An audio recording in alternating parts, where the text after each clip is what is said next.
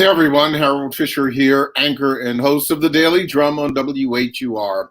Welcome to yet another edition of HUR at Home on WHUR.com and all of our social media platforms. Tonight we are talking about Alzheimer's disease among African Americans. There's a new effort underway to break the stigma and the silence around the disease among people of color. Our elderly loved ones are disproportionately impacted, and we need to educate ourselves about why. We also need to talk about what can be done to turn the numbers around. My guest is Marsha Henderson, former FDA Associate Commissioner for Women's Health. Commissioner Henderson, thank you so much for joining me. Well, thank you for the invitation. I'm delighted to be here. Let's talk about this new effort to address some of the things that I just mentioned as it relates to Alzheimer's. Well, certainly we all know the word Alzheimer's and also dementia. And we know that as we age, there is a greater likelihood that we will present, or people that we love will present, with memory-related issues, often referred to as dementia and Alzheimer's. And what we know is that right now we don't have effective treatments, but there are things that we can do. And that's why I'm so delighted to be on your show, because there is a new resource for people who are worried about their memory or who are concerned about a loved one or who may actually be a caregiver for someone who has a memory issue. And so, as you have indicated, one of the biggest problems is that 60% of Alzheimer's cases go undiagnosed.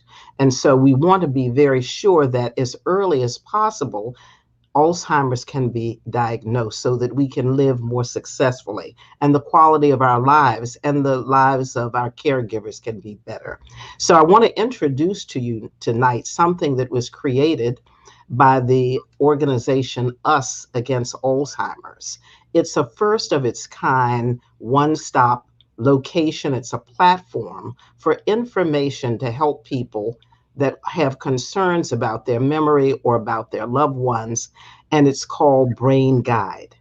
And I have to tell you that in addition to having been the Associate Commissioner at FDA for many years, I was a caregiver for a family member with Alzheimer's. So I know personally the struggle that often occurs. And there was no Brain Guide at the time that my family had this issue. And Brain Guide is such an incredible resource in that, one, it is something that gives you a resource and asks you a series of questions to help you navigate the situation. You can go into Brain Guide as a platform on the internet, or you can make a phone call to access Brain Guide. And what does Brain Guide do? It takes you through a series of questions that you answer confidentially, where at the end of the process, it gives you suggestions. It doesn't make a diagnosis, but what it does do is give you options to consider, questions to ask your doctor, strategies that will help you with your loved one if you're a caregiver. It gives you very good science-based, credible information, and it's free.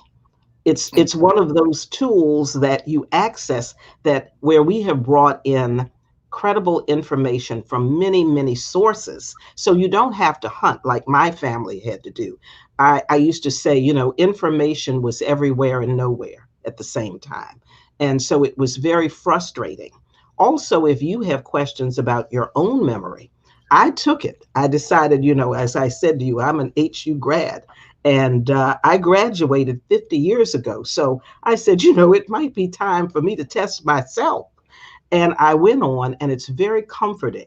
Brain Guide starts with hello, and walks you through very comfortably a series of questions.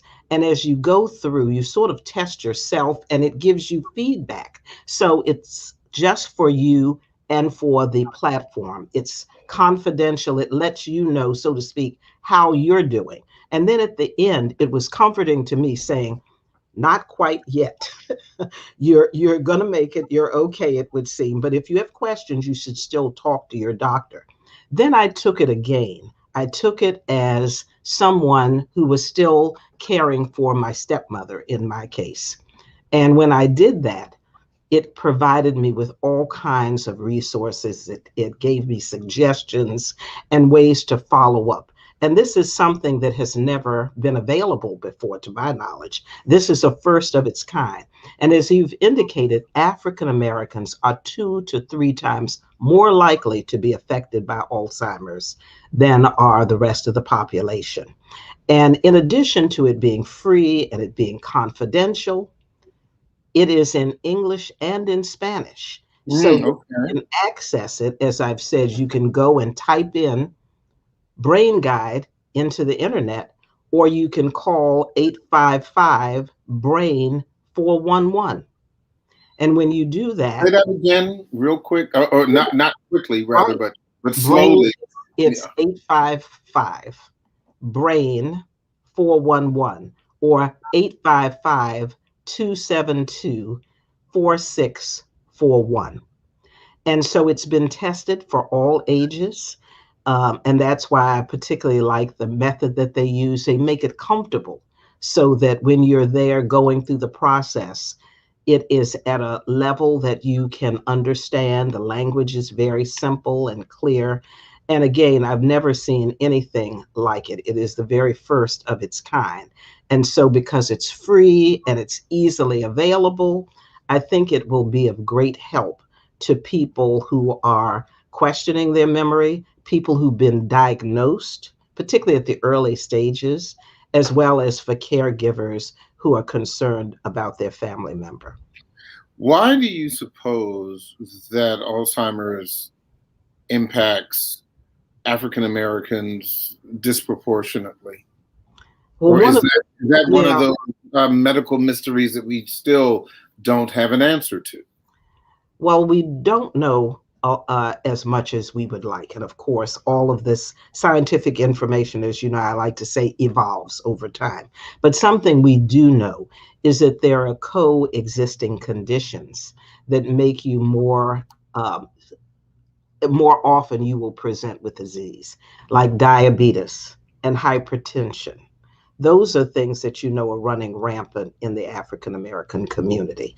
And they also happen to be triggers, or shall we say at least indicators, that people with Alzheimer's often present more with those than with other conditions. So it's the two go hand in hand. And that's one of the other things they say. You know, it's always better to be healthier with any condition.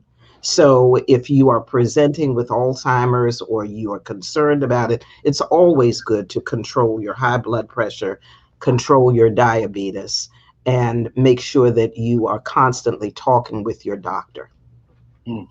The Brain Guide, is this only for people who are concerned that they may have some growing diminished mental capacity, and the caregivers, or will it answer other questions for those for those caregivers that are caring for people who are in the full throes of Alzheimer's?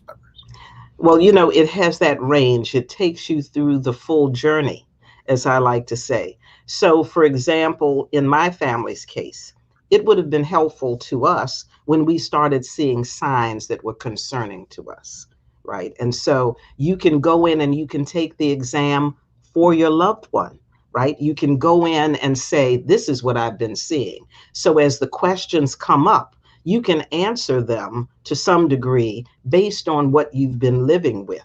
And it will also give you clues so that when you go and talk with a provider, your physician, you can say, look, my stepmother, in my case, these are some of the things I've been seeing.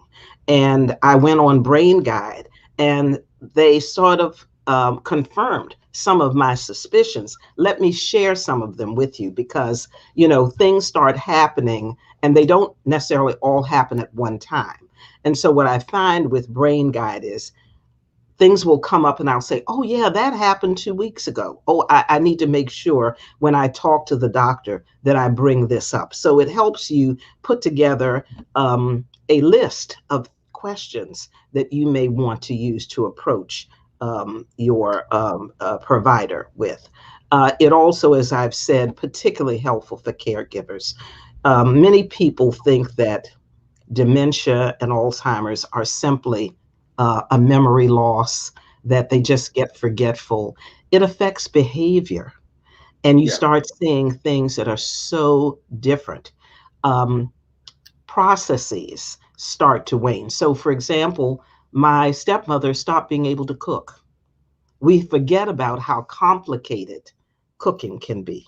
You have to measure, you have to do things in sequence, you have to recognize various ingredients. And she started losing that capacity. And at first, it just sort of seemed like, oh, I don't want to cook anymore, right? Because people do tend to want to hide what's going on with them. And so, my father started eating out more and this and that. And then I started saying, no, no, there's more to this than meets the eye. And that's one of the things that I think Brain Guide can help walk you through, with lots of questions that you may be having or things that you didn't think about, but they say to you, this is what may be happening to your loved one. Mm-hmm.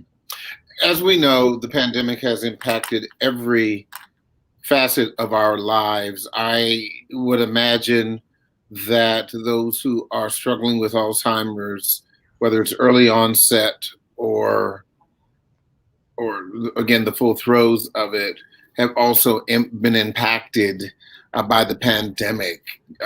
Any thoughts on how it has hurt or impacted those patients?